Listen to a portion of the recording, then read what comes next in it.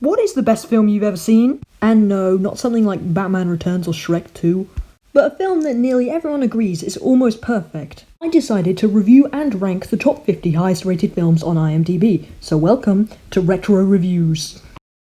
The Matrix is a good movie, but I also think it's a very overrated movie, so let's talk about that. The film is about the protagonist Neo going on a crazy quest of self-discovery after he realizes that the world is not as he knows it. Sound familiar? No, I'm not saying the film is bad just because it's been done before.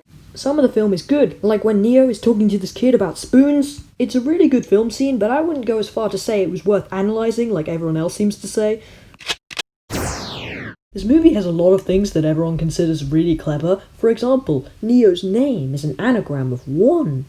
It's not even that clever.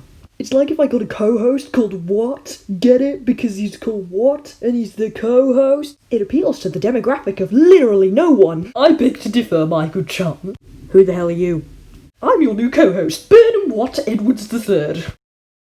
That's the worst name I've ever heard. Now go away before I drive this joke into the ground. Another problem with the film is the fight scenes. Now I'm probably alone on this opinion, but I think all the fight scenes are the same. They all involve two people punching or shooting at each other and there's like a million different slow-mo shots. Sure, this was probably cool back then, but now we expect more from our fight scenes. With fight scenes, I think it's important to have some variety, you know?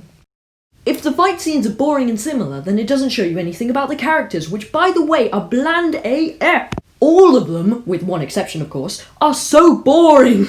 They introduce so many characters without giving them any screen time but still expect you to care about them. It would be easier to relate to the characters if there wasn't so many of them. So I know I said some mean things in this review, but I still think that The Matrix is a really well-made film.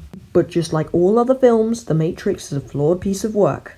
In fact, as I researched this film, it grew on me.